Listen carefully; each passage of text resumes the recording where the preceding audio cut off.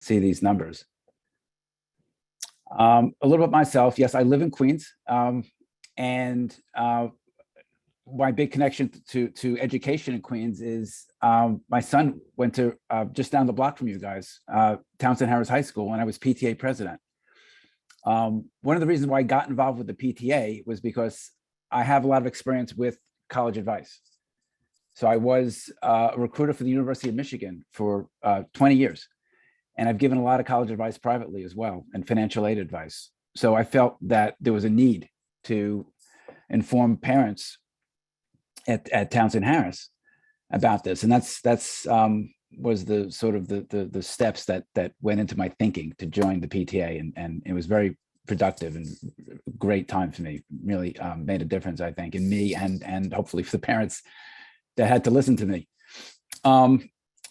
So for today, we're going to talk about a SUNY system and the CUNY system and some of the special programs in the CUNY system as well. So, and time remaining, I'm going to touch on the Fafsa for financial aid. So if we have time remaining, that was something that we spoke about last Thursday for those who attended.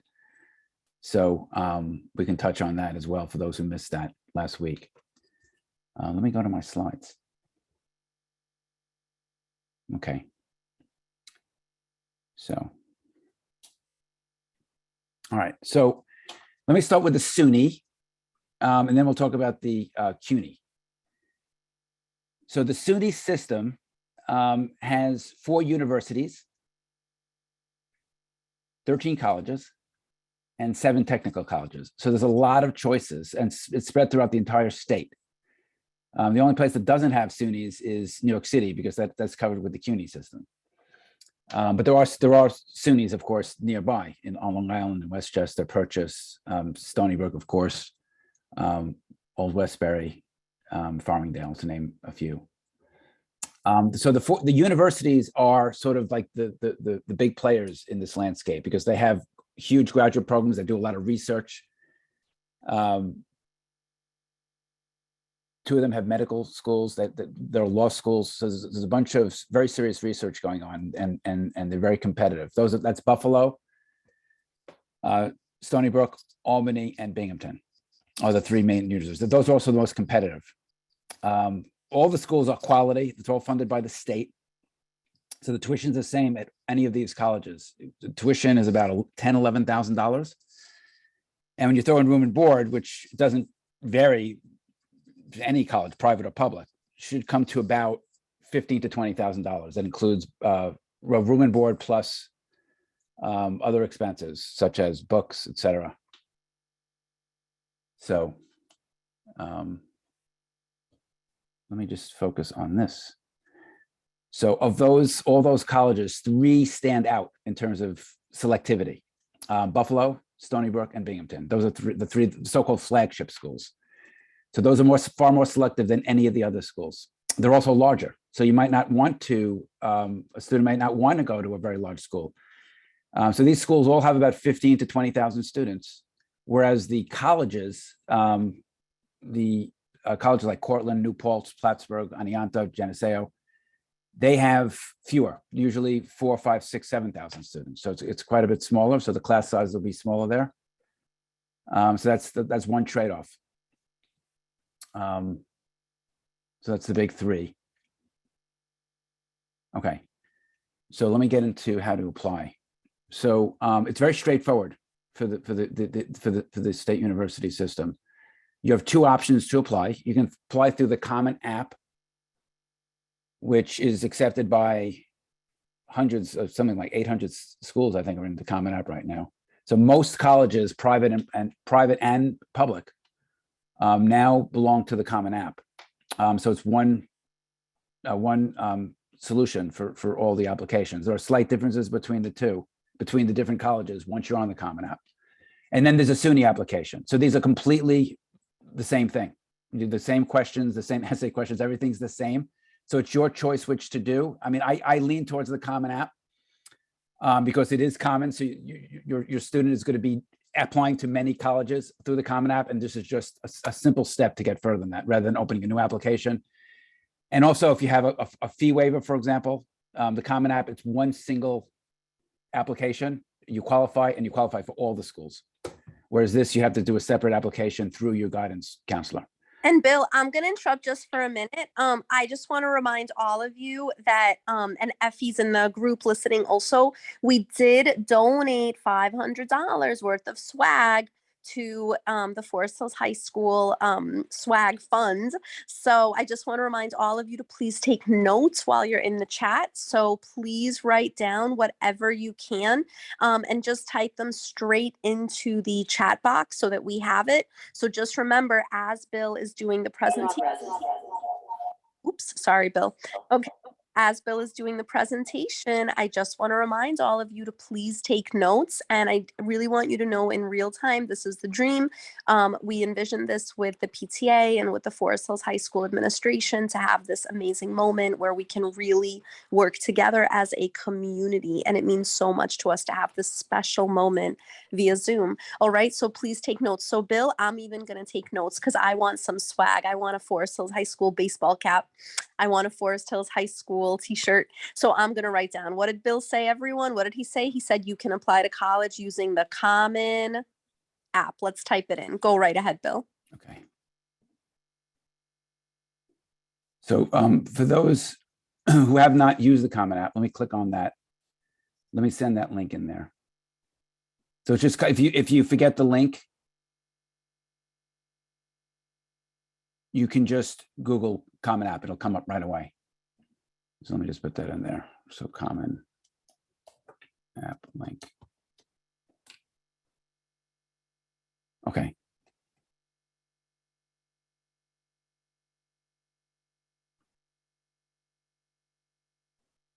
So this is your landing page right there. So if you're creating a new account, this is the season. So it was only opened in August.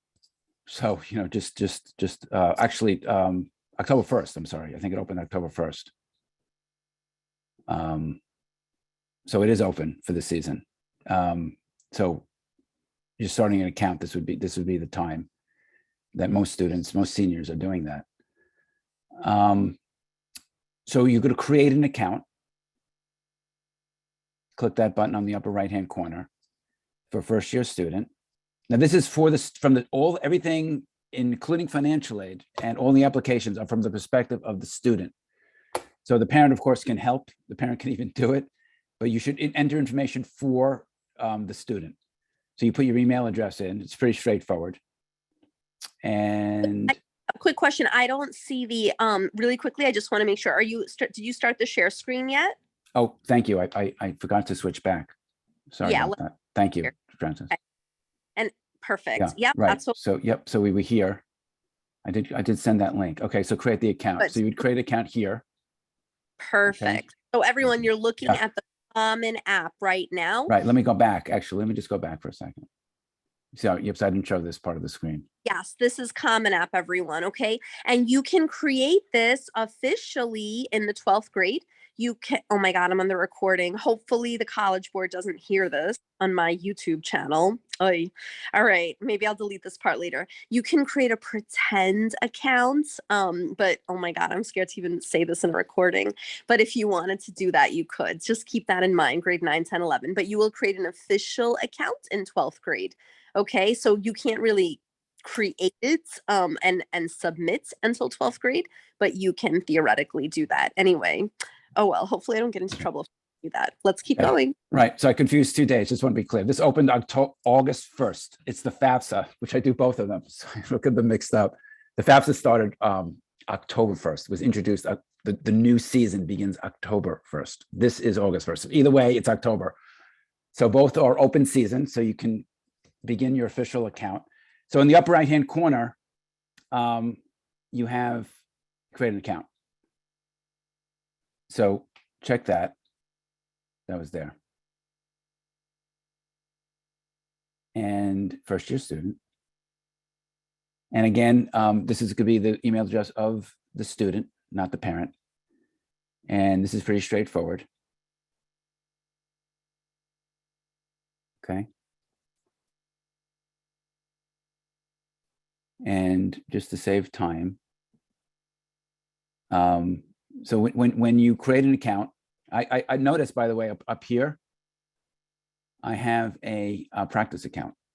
A parent can do that. So this is completely independent of anything that the student does. This is just to kind of get a flavor for it. The student can do it too.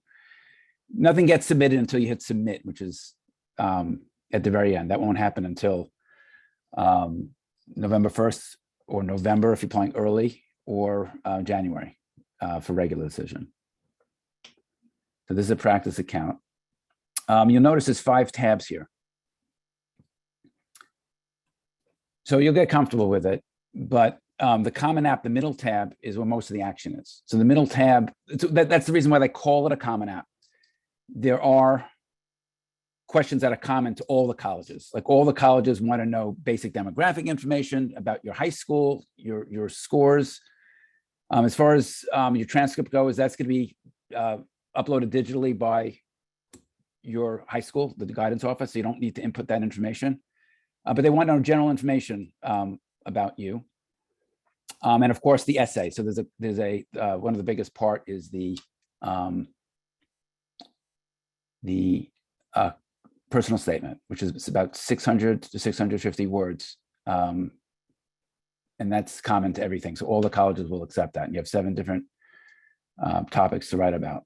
So there's things like testing. Activities is one. I'd say the activities are the second most challenging part of the Common App. You're going to be asked to list up to 10 activities. This is anything outside the classroom. So that include clubs, sports, travel teams outside of school entirely, Boy Scouts, if you did that, or Girl Scouts, or whatever it is, that's going to be considered an activity. And the ranking order matters. So how you rank them first, the admissions office will consider that. So this is going to be really a big reflection of what the student has done outside the classroom. But back to the SUNY. So the SUNY, to populate the list, you go to the 4th tab. That's the college search tab. And you type in the name of the college. It'll come up pretty quickly, like Binghamton.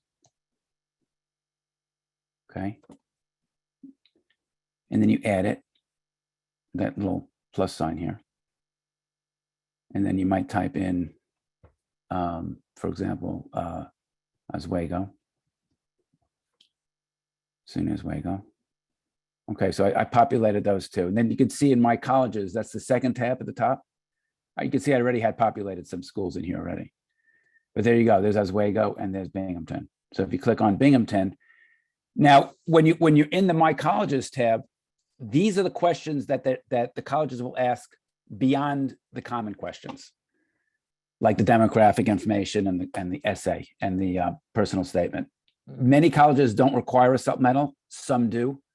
The SUNYs do not. So when you go to the SUNY here, they have questions.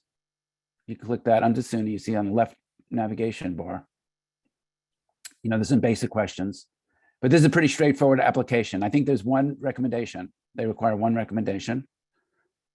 They'll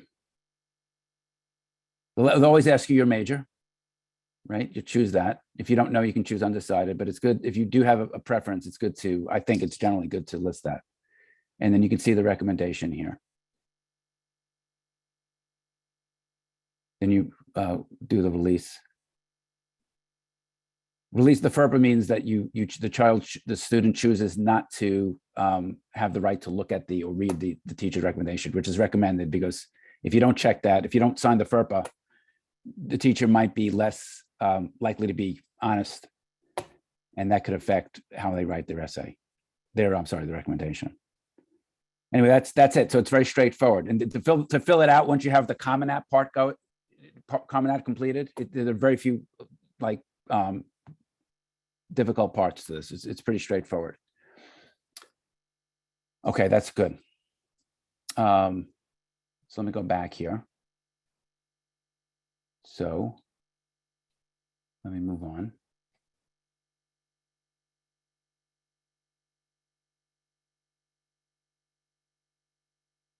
Okay, so here's some, I dug these things up.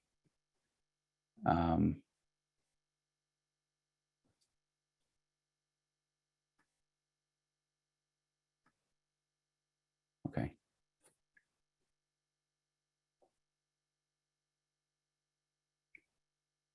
So from SUNY, they have actually some pretty good stuff going on. So Wednesday, I think that's in 2 weeks. There's this event. You can sign up for it here. I'm going to send these links, but I also send these links at the end as well. But let me just give this link right now. So this is the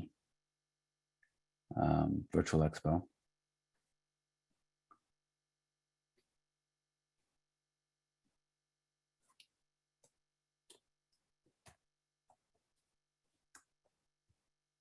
And just for general information, I'll just give you this.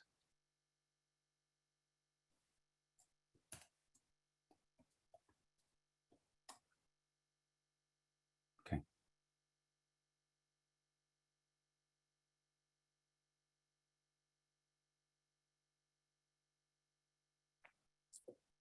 Okay. I just see a couple of questions. Let me just answer those, and I'm going to continue. So Naviance, yes, Naviance, all the public school system, all the public high schools in New York, and I think something like 70% of all the high schools in the country subscribe to Naviance. So it's a very useful tool. The reason why high schools love it so much is because there's a separate portal that students don't see that allow the school guidance office to communicate with all the schools that the student chooses to apply to. So when they send their the school profile and the letters of recommendation, the transcript electronically, that's all done through Naviance. You don't see that side, but that's they have a separate portal, so that's how they communicate. So it's very important, extremely important, essential actually, for the student to populate the Naviance college list with the exact colleges that they're applying to. So if you apply on the Common App, say you apply to 10 colleges and you just forgot to do Naviance, the colleges will never get any of the information, any of the letters of recommendation, anything that the school would send, the transcript. So it's very important to do that.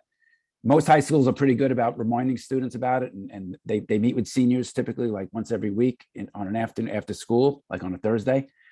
But some schools don't, or for whatever reason. So it's important that the student take responsibility, because ultimately it's the student that's responsible, not the school. So that's one thing. But just in general, the student should be looking into all the details, making sure everything is on schedule. Okay, cool. That's good. Okay, so there's another thing here. There's another event. So the SUNY, well, this actually, that was virtual. Is this one? This, I think, no, this is in person. Some of them are virtual. This is virtual, sorry. This one's in person. That's right. So let me put this in the chat. This is happening also this month, Wednesday, the 26th. The SUNY Welcome Center. This is in Midtown. The address, when you click on, you'll see it. It's in Midtown Manhattan. I think it's on 56th Street. But when you click on that link, you'll see it. This is the in-person SUNY event. This way you can learn about the different SUNYs and information about applying and any questions you have about programs, things like that. So that's good.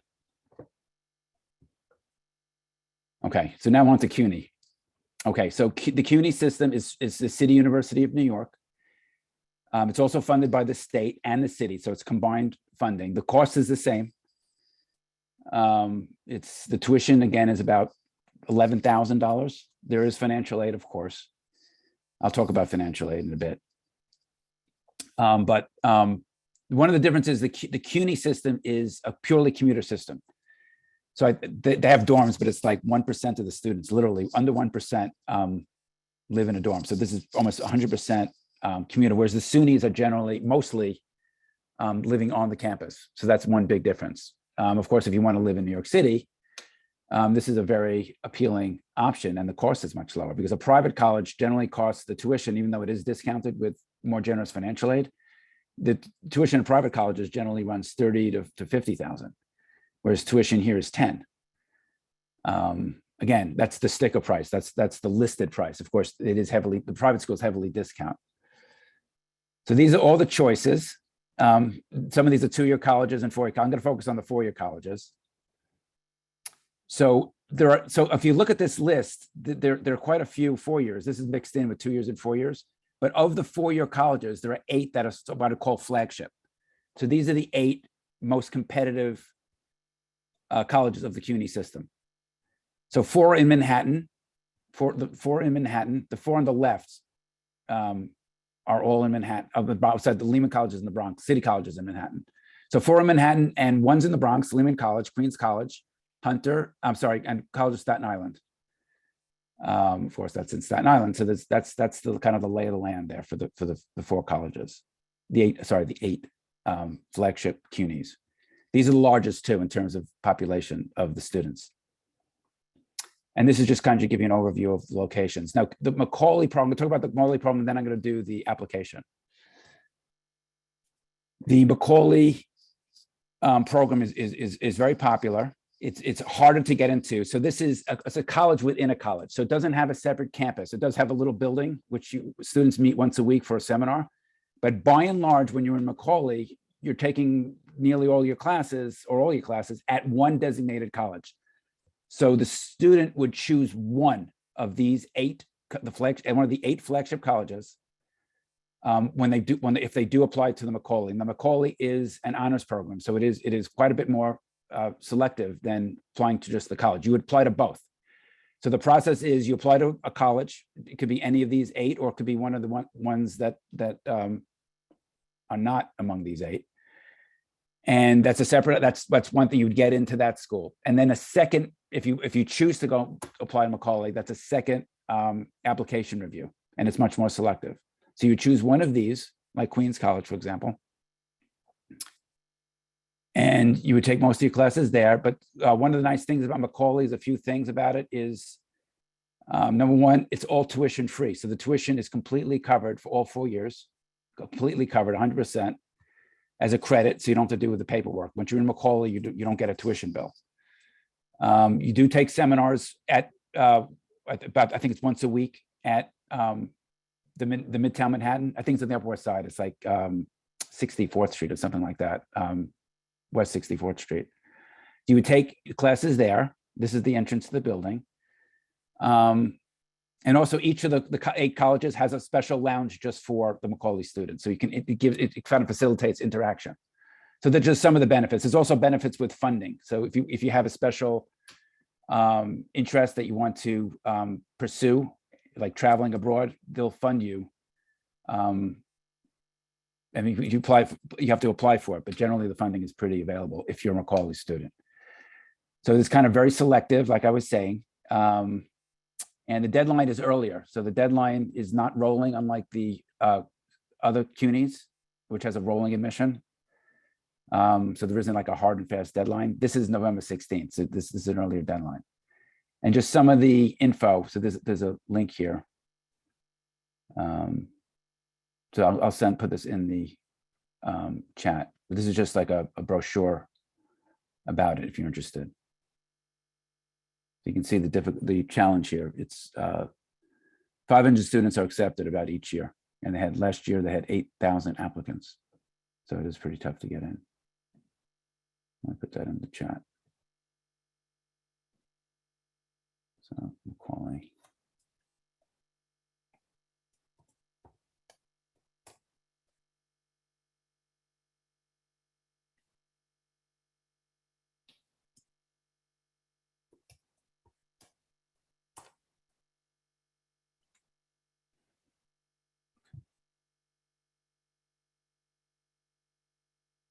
Okay, before we get into the application, one other thing I'll mention is that many of the colleges have like unique programs that take very small number of students. So rather than go into all of them, if you're interested, you can kind of go to the different college websites. So the college websites in general are extremely useful. They have a lot of details about the school. You'll learn a lot about the school, about the courses they offer, about the professors, et cetera. So I highly encourage parents and students to go through that. Just one of the programs here that I'm mentioning is at Brooklyn College. It's on their campus. So you apply to, you have to, of course, go through the CUNY application. And they have a coordinated BA MD program, which is if you want to be a medical doctor, this would be a great choice. You would have a coordinated program where you would seamlessly go to medical school, SUNY Downstate, which is in Brooklyn, and you wouldn't. It's guaranteed admission. It's hard to get into this program. The details are here. I'm going to put that link in there too.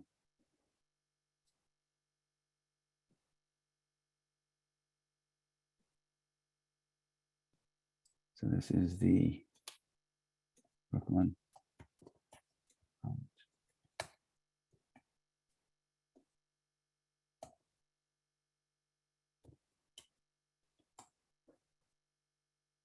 Okay. All right, now let's talk about how to apply to SUNY. So SUNY does not use the Common App. It's one of the few systems that doesn't use it. So nearly every college does. CUNY doesn't. It's a very simple application. So this is the link. We'll start that actually. So let me copy this link. So this is a CUNY application.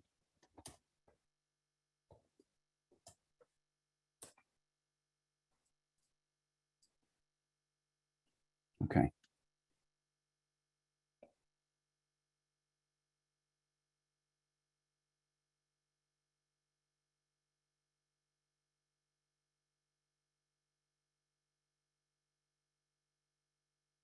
Okay. Let me go back for a second. That was the next thing. So let me just start this application.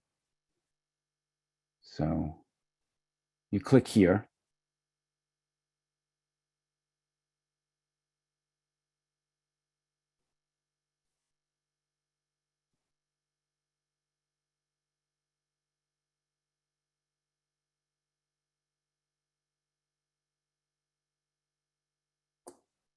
Okay.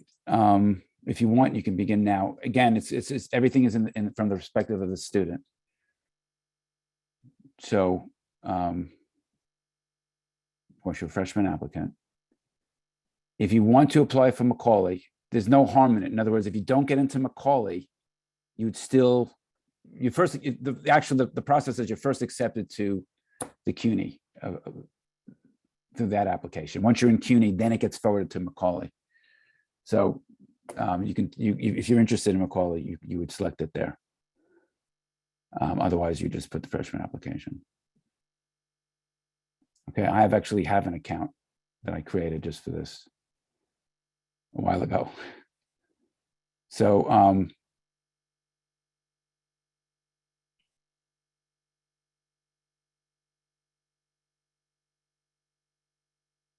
okay.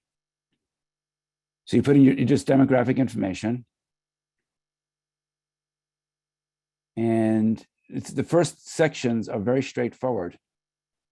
You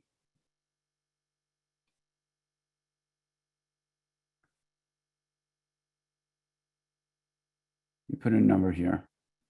Put in a number. Let me see something. I actually filled in some of this before.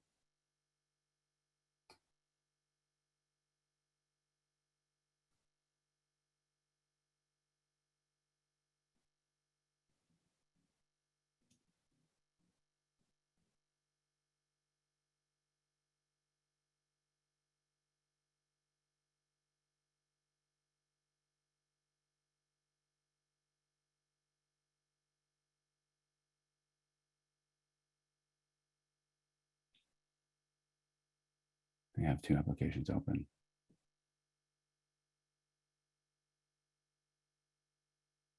Then you put in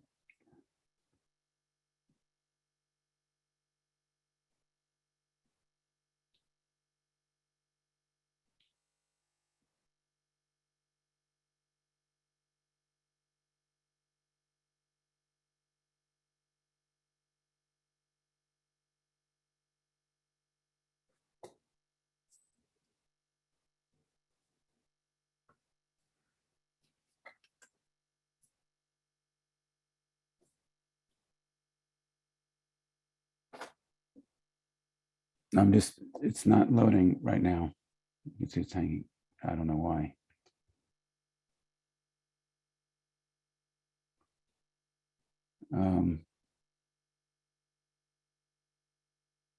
It's not letting me access it. Let me try it again.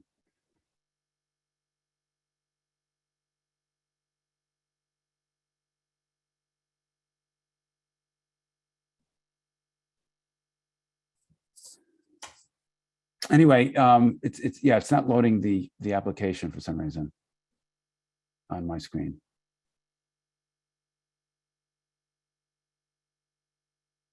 But it's a very straightforward application. It's actually far easier than the Common App. Just very simple questions, demographic information. I think 5 or 6 require an essay. You have 3 choices for an essay. Go ahead. Click on where it says start your application. Maybe that's why. Let's go. No, I clicked at it, but it was hanging. See, it's not even loading the page for some reason. And I don't know why. You can see the tab here. It's the 4th tab on the top. It's not loading. So we actually had students warn us about this. Just everyone pay attention to what's happening in real time. Make sure that you're always saving your college applications. Make sure that you're printing everything. Make sure you have hard copies. I actually had a number of students from Kweller Prep warn us about the CUNY portal that this does happen. So make sure that you're always hitting save. Can someone write that down for me in the notes?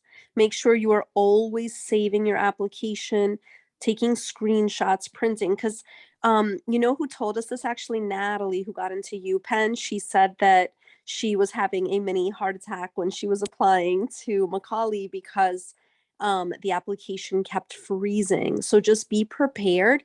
And just, it's actually a good thing this is happening because you need to know in real time that you need to save your data. Always save before you go to the next page. All right. Thank you, everyone. Yeah. Thank you, Francis. That's unusual to have, and just in general, the CUNY system is having that problem. I did just Google while Francis was speaking about just so I can get some static screenshots. So let me just switch to that. I have some screenshots to share with you.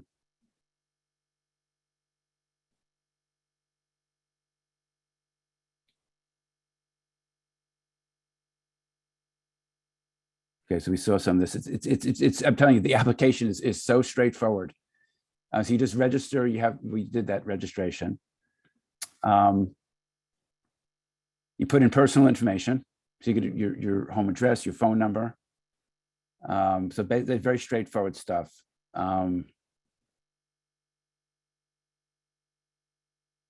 You can, some of the schools, each campus is slightly different. Some, like I said, some require an essay. So you can use the essay that you put in for one of the choices is any essay you want to write. And there were 3 total choices. One is anything you want to write. They don't give you a length, but 600 words. They said 500 words, I think, or about, but you can put 650 because that's the limit for the Common App. And I think most students do it that way. So you just submit your Common App essay. That's fine. Or you can actually submit an essay that you wrote for a class. So it's pretty flexible that way. And that's it. And there's a letter recommendation. Some require it, some don't.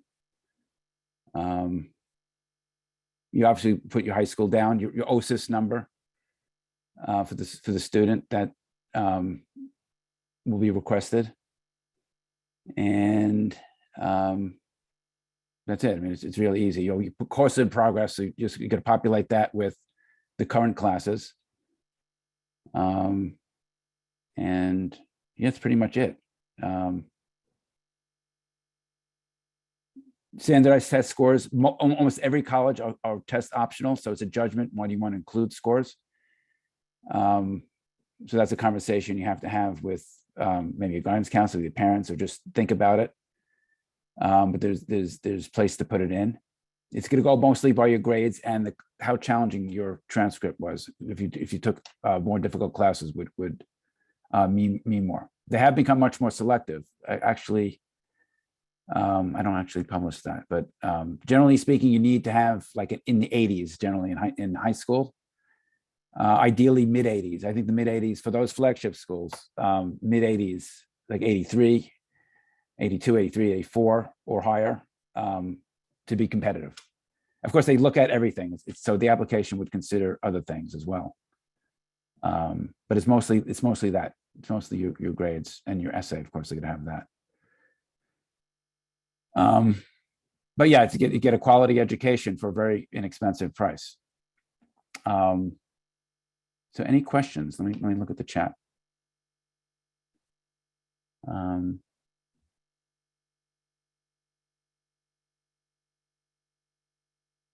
then we'll do some financial aid in the remaining time.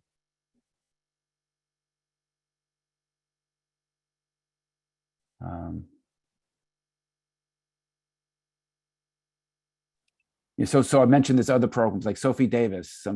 One parent asked about that. So that's another program it's an MD, BA, a bachelor's and an MD combined program. It's extremely selective and it's very, very hard to get in. It's comparable to an Ivy League in terms of competition to get in. It's extremely competitive. Yes, it is one application for all the CUNYs, and you can choose up to 6 campuses. Doesn't have to be the 6 of the 8. It can be any 6 in the whole system, and you rank them. So if you don't get into your first choice, you can get into your second choice, etc. So that's a good question. I didn't mention that. Yeah, so the portal is the CUNY portal, that straightforward application. Yeah. Mm-hmm. And I just want to remind everyone listening, Forest Hills High School partners with CUNY College now. So you could take classes while you're a high school student and you can get free transferable college credit. So Bill, if you could just remind everyone listening that this is a great opportunity to take advantage of while you're in 11th and 12th grade, CUNY College now. It also looks great on your college application. That's right, especially for the CUNYs and SUNYs. So that counts automatic credit. So College Now, I don't think all the high schools have it, but Forest Hills does. So if you take those usually in your senior year, it's guaranteed college credit, assuming you pass at the CUNYs and the SUNYs both. Yeah, it's a great way to get a head start in college and also look good on the transcript, especially if you have good grades. Yeah, absolutely. Yeah, and there's also the 2-year college. I didn't mention that, and I should. So, of course, the CUNY system includes the community colleges, the 2-year colleges. So that's also, you could save money. They're cheaper. I think it's $6,000 as opposed to $10,000. And if you didn't feel like you gave your best shot in high school, it's a chance to get a second chance. You can boost your grades up. And the transferring from CUNY to SUNY is really smooth. The system is really built in large part to transfer. So you kind of get like an advantage that way. So if you spend 2 years at like Queensborough Community or another one of the 2-year colleges, Borough Manhattan Community College, for example, in Lower Manhattan, it's a great opportunity to get inexpensive credits and then transfer to a SUNY of your choice. So that's another thing to consider. Absolutely. So I have some time. So let me go on then. Okay. Unless it's, I looked at the chat. Let me just see if I missed anything. Yeah. So yeah, the CUNY, there's a fee for applying, but you can get a waiver. The waiver comes from a very simple 1-page form that your guidance office would fill out. So you have to visit your guidance counselor. Yeah. I think it's $50 is a fee if it's not waived. With CUNY College Now credits, okay, that's a good question. So College Now credits, will they transfer to a private college? It depends. It varies by college to college. Many private colleges really want you to spend 4 years there. So if you do you won't get credit so much, you would get advanced standing. So they would evaluate it. They often do it in a very informal way. So you would talk to the professor or your advisor at the college, and in the very beginning when you're a first-year student, and they would look at your transcript, your APs, and they would place you in different classes. But as far as credit goes, it's limited for most colleges. It depends on the college. I think St. John's, for example, I think is much more generous with giving you credit. So it varies from college to college. But that's a good question. Okay. Let me talk about how to pay for this. So again, it's discounted. So it's $10,000. Most of the aid that you can get are going to come from, there's a handful of sources, not from the college. So the college itself, like if say you go to Hunter College, they will not provide aid. The aid comes from federal and state programs.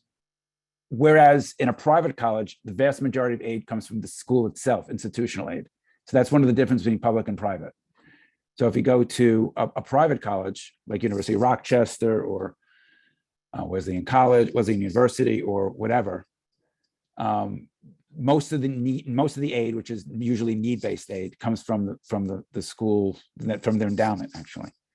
But for a public college, it's a CUNY or SUNY, the state and the federal government does the pay. So here's how it works. So these are the main sources from the federal side. So there's a federal side and a state side. So I'm going to talk about on the next slide. I got the state side. So first is the federal side. So regardless of federal or state, you absolutely have to fill out the FAFSA. Even if you don't think you'll get aid, you often get something like a loan, eligibility for a plus loan, which plus loans have no, that's the last item on this page. Plus loan have no income limit. So you can make $1 million a year and get a plus loan. The others do have income restrictions. So you fill out the FAFSA, which is a very straightforward form. Actually, if we have time, I'm going to just kind of touch on that. But when you fill it out, it's from the perspective of the student. So the student would start it off. They're going to ask for the parents' income tax return and the student's income tax return if they filed one. But the student fills it out. And it would make you eligible for these, okay? So you have a federal student loans. So it's $5,500 in first year up to $7,500. And it's subsidized in various ways. So if you're a first year student, $3,500 of the $5,500, so about $3,500, the government pays the interest for the first 4.5 years. While you're in college, they pay it, while you're in college, they pay the interest, and for the first 6 months afterwards. Whereas the other 2,000, it's like a super low interest rate. It's like 2.5%. So it is heavily subsidized, either one. The other thing is work study. It qualifies you for the work study program, which is really neat because you get a job on campus, which is first of all, the money is nice, but it's also a way of interacting with the campus in a different way, and kind of like is a counterpoint to the academic side. So this is a very popular program. It pays up to $2,500 a year. The Pell Grants. So the Pell Grant program is generous. It's up to about $6,000 a year. So every one of these guys is renewable. So it's year over year over year, same amount if things don't change. You'll be asked to file a FAFSA every year that the student is in college. And if things don't change much, you expect to get the same amount of money. But the Pell Grant is for those who are making less than $40,000. So it is a pretty heavy income restriction there. Now there's the state side. So the state has their own, I would say, less generous financial aid.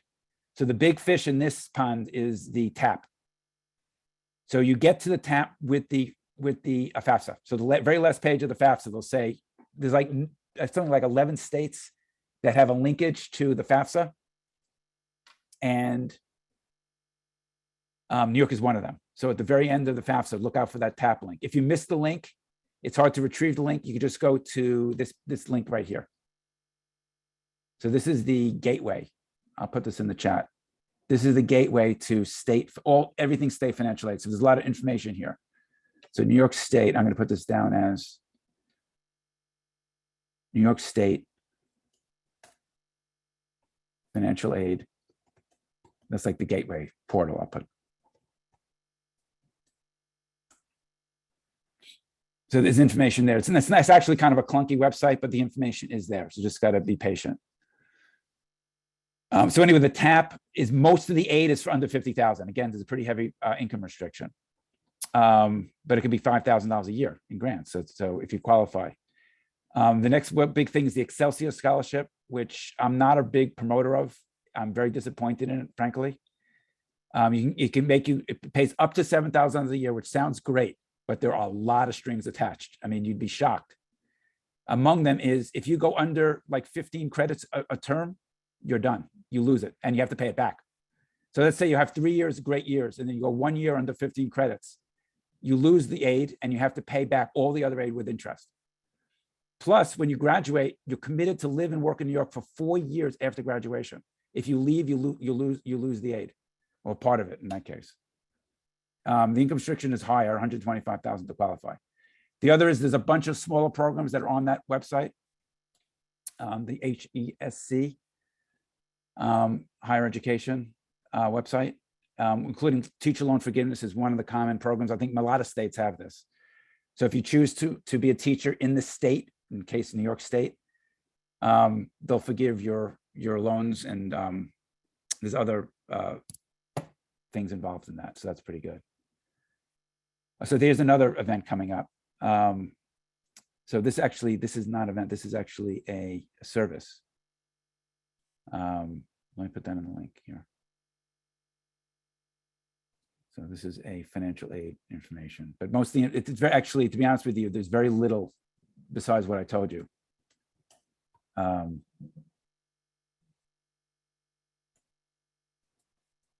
It's because there isn't truth isn't much aid, and there's a reason for that. Let me tell you the logic.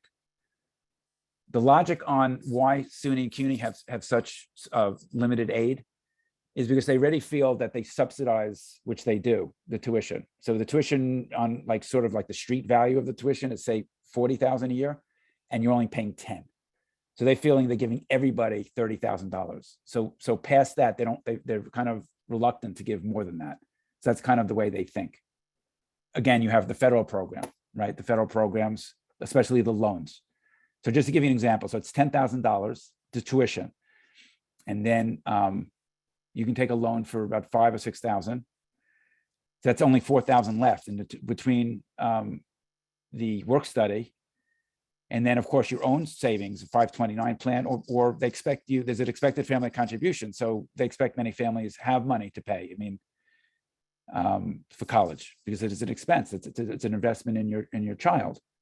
So there is an expectation that many families can afford to pay something also. So between all those things, you can have it covered. The bigger challenge is if you go to a SUNY, and now you're confronting that extra, like extra $18,000 or $19,000 for living expenses off campus. So that's another challenge, and the state doesn't do much to meet that. So it is a bigger hurdle. So you might have to take out more loans.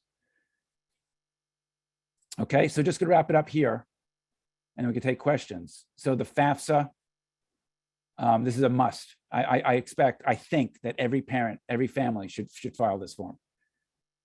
So it's really a good idea.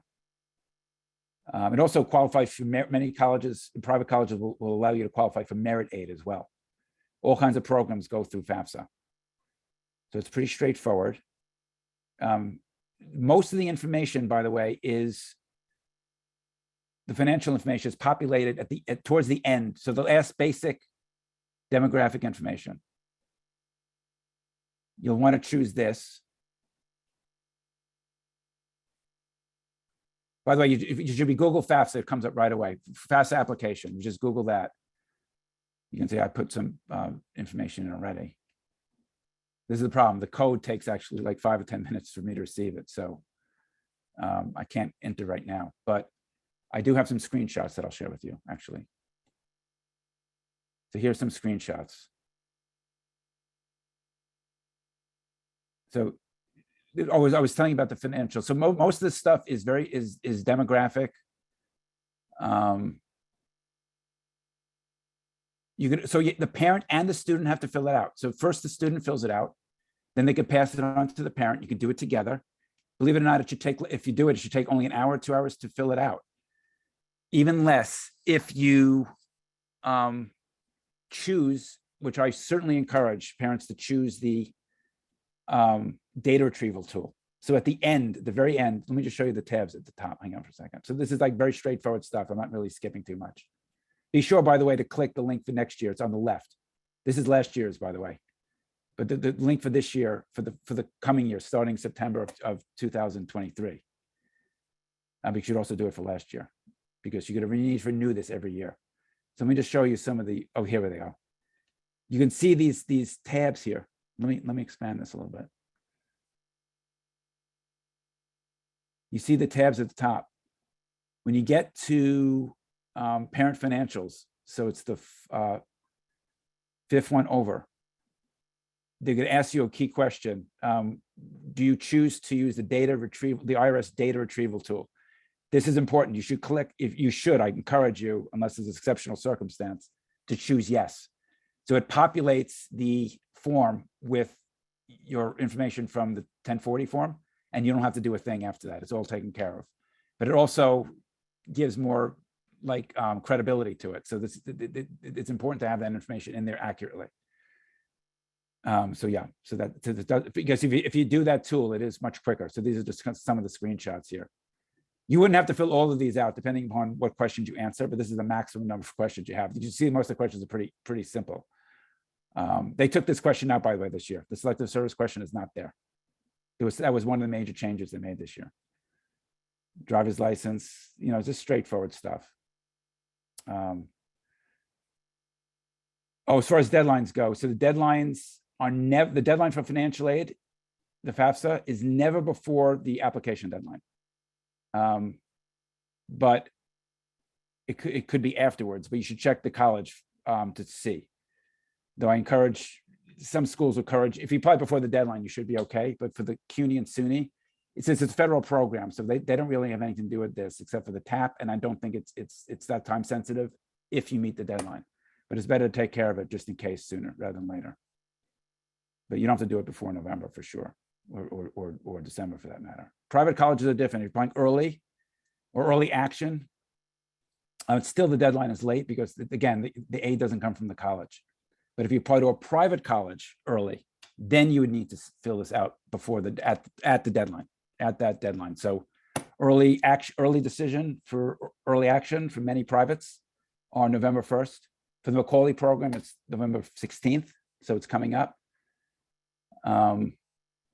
And the regular decision deadline is in January. And I think for the CUNY, it's in February. Okay, so there is time involved. So that's pretty good. Let me go back here. This is pretty good. And, let me give you some other facts about the FAFSA. So what you'll need to fill it out. So the most important thing is the student social security number.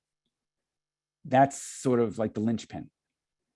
It follows the student. So again, it's going to renew each year. So if you have 2 children in college, each child should have their own FAFSA because it's going to follow them.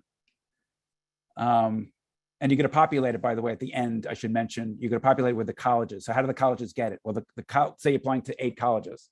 You're going to list them at the end. You list the colleges at the end. You can list up to 10.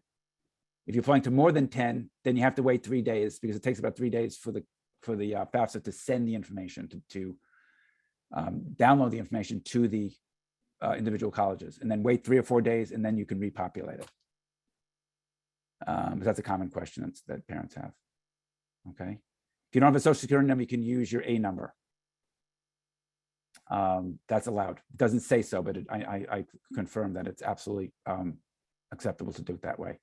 If you filed a tax return and didn't have a social security number, you probably filed it through an ITIN, individual tax information number. Individual tax information number, I think that's what it stands for. So you would use that. To sign it. So the parent, by the way, both the student and the parent have to have, if it's 2 parents, if you have both parents living in the same household, both have to put their financial information in the FAFSA, but only one parent signs. If one parent lives alone, is a custodial parent, and the other biological parent doesn't live with the student, then for the FAFSA, you would only need to have the custodial parent fill out the information. The non-custodial parent is not required to fill out any information at all, and it's not included at all in any of the income calculations. So that makes it a lot easier. The other major financial aid application is the CSS profile. That's for private colleges, and they will require both biological parents, even if they don't live together to file. So it's a little bit different. Okay. And this is a cheat sheet, which I'll put in the notes here, in the chat, I mean. So this is a FinAid cheat sheet. I gave this last time.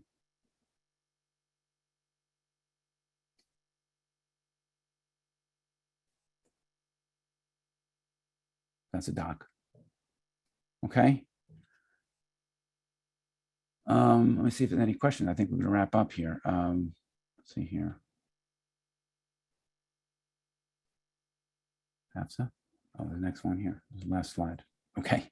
Everyone, let's type thank you into the chat for Bill at Kweller Prep and for this amazing moment as Bill is wrapping up.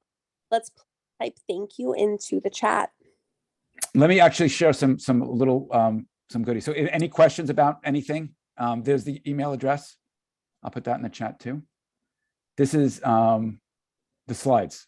So some of the slides, most of the slides are here. Let me put that in the chat. So slides.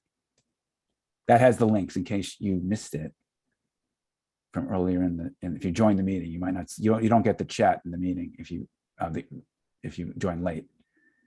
And the other thing I want to give you is this. So this is a let me just show you what this is. I'm going to wrap up here. So I wanted to click on that. There it is.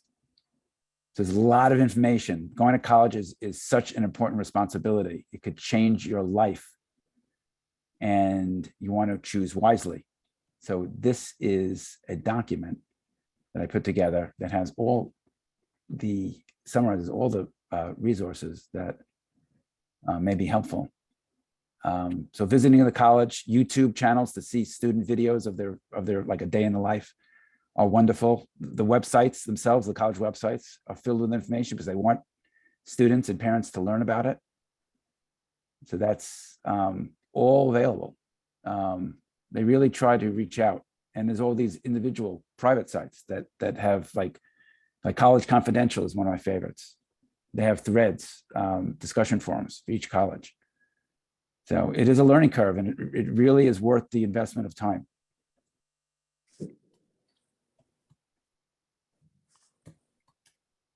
So we got a late start. So there you go.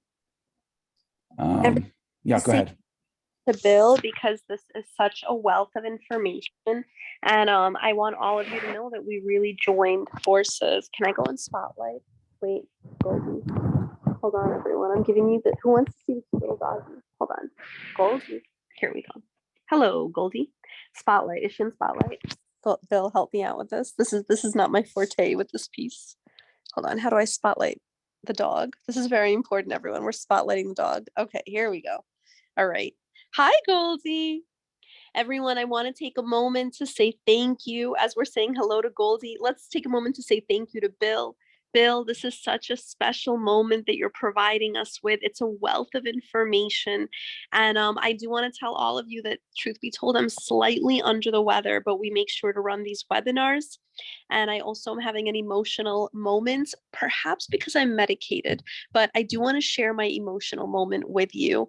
I'm a child of immigrants. My parents, I was born and raised in like on the cusp of Forest Hills and Rego Park, and steps away from Forest Hills High School. And I just want to tell all of you that this moment that we're having right now, we should not take for granted, because this is a really special time, because what Bill is providing us, what Kweller Prep is doing, and I'm so honored, and I'm definitely medicated because I'm a little emotional, and I'm actually tearing up as I'm telling you this. This is such a special moment, because what we're learning right now is equal access to information, and we're learning equal access to these opportunities. And what we're doing now is really getting knowledge that leads to power. And I want to share that with you.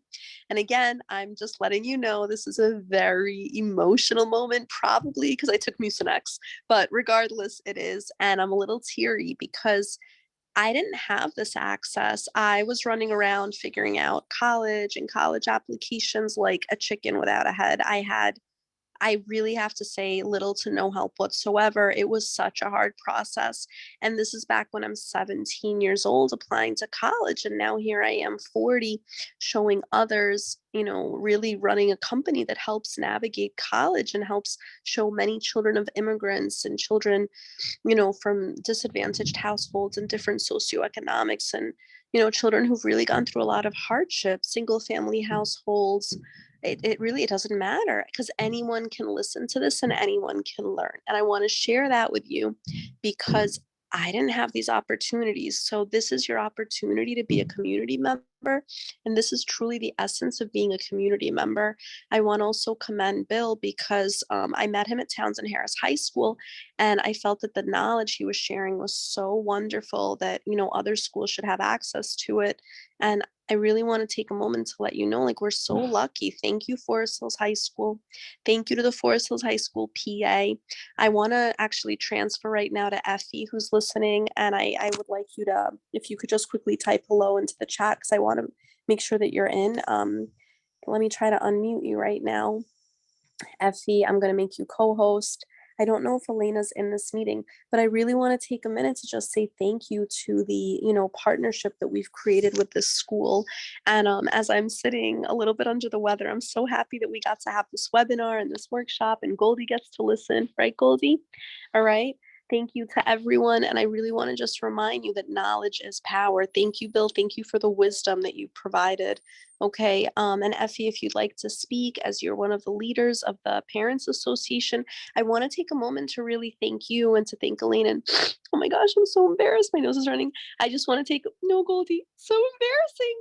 I just want to take a moment to say thank you. I'm going off the spotlight because I'm under the weather and I should not be in spotlight right now.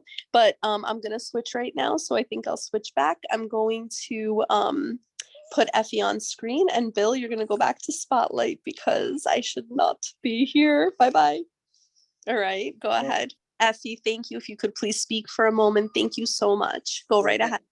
Thank you, Francis, very much. I hope you feel better. Bill, pleasure to have you again. I think this is the third time we're having Bill, right? This month. So we're gonna have another seminar, I think, next week. Is that correct? Yes, that's correct. Next Thursday and the following few Thursdays. We sent the schedules out. Right. So basically every Thursday for the next 2 months, roughly, we're gonna have Kweller Prep come and present some topic that's related to I think getting into college, basically, whether it's financial aid, whether today was the SUNY and CUNY application. There's a schedule that was posted. We are very active on the chat group on WhatsApp. So if you haven't joined, I just posted the link to join us. We have over 400 parents. Very useful exchange of information. Parents ask a lot of questions and we try to help each other out. So please join that. Also, we advertise and remind people about programs like this one, the Kweller Prep seminars to help all of our students get into college. We have 2, I think maybe 3 now, college guidance officers in Forest Hills High School, but we have close to 4,000 students. So that's less than one guidance counselor per 1,000 students. So we definitely need a little bit of additional help from Kweller Prep and from Bill to help us navigate this very complicated process. If you're a parent like me, this is my daughter is now, like, she's my oldest. I haven't applied to college since I was in college, and things have changed a lot since I applied to college. So it's a very different, kind of maze of how to navigate and get information. It is much easier to get information because a lot of things is online, something that when I applied, there was nothing online. You have to go to the library and look up books about different programs. So I think that's a big improvement in terms of access to information. Again, please join us again next week and in the following Thursdays. Thank you again to Francis, Kweller Prep, and Bill. Bill or Francis, if you want say anything before we. Yeah, absolutely. And everyone, thank you to Bill. Thank you again. And Bill, if you can go back, we're gonna say bye to you, and we're going to give you one last goodbye. Thank you for this wonderful, wonderful webinar, everyone. All right. Thank you, everyone. Just to close up the webinar, something really nice I like to do. I'm going to ask everyone to unmute. Bill, you can put me back in spotlight. I'll take it. I'll take my emotional Mucinex self. Okay. So everyone, I'm going to count to 3, and let's take a moment to say thank you to Bill. Ready? I'm counting 1, 2, 3. Thank you. Thank you, Bill.